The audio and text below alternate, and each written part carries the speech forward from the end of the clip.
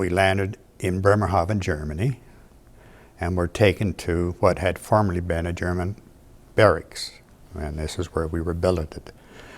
And 2 days later, they took us down and showed us the ship, which was the Europa, or formerly the Bremen.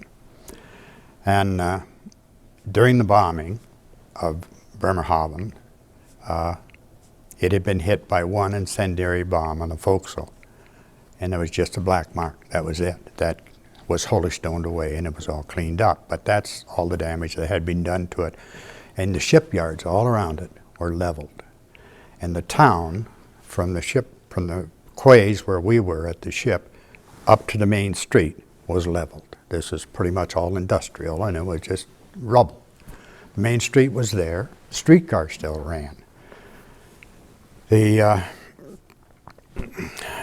don't know. We spent, I guess we were there about 5 months totally, getting the ship ready to commission.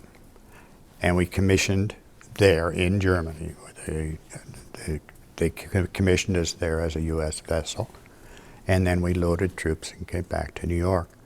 They look gaunt, hungry,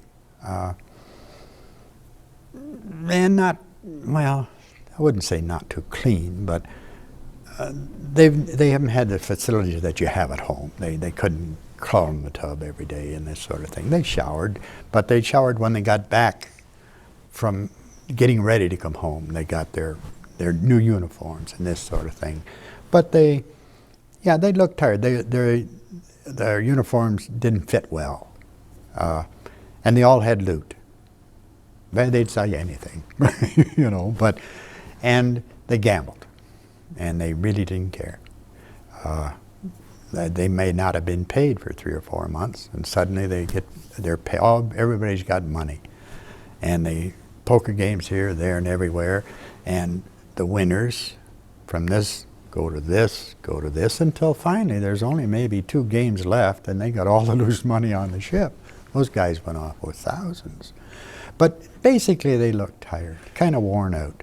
Yeah, glad to just sit down. Yeah, and as I say, the money didn't mean a hell of a lot to them because they haven't been using it. I mean, we didn't have to worry. I mean, you had a place to sleep, you got fed, you got your clothing, you got doctored, you got a dentist. You're looked after. You didn't have to worry about anything. Well, suddenly you're going to become a civilian. You got to start thinking the other way. But no, they just looked tired. I remember. Yeah, they were.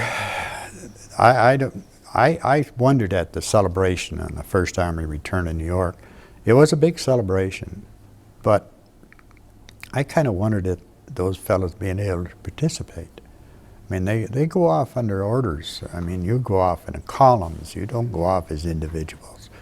And I assume that once they got wherever the hell they were going, I'm not sure where they put them in quarters, but they would then be relieved the same as we would, like a pass from 6 o'clock till 6 o'clock sort of thing, and you got to be back. So I assume that's maybe the way it was done. The big celebration, see, to me, it was the civilians and the bigwigs were having the celebration, and the common fellow that went and did it was confined to barracks, or at least was in barracks. But yeah, they just looked tired, I would say, and glad to be home.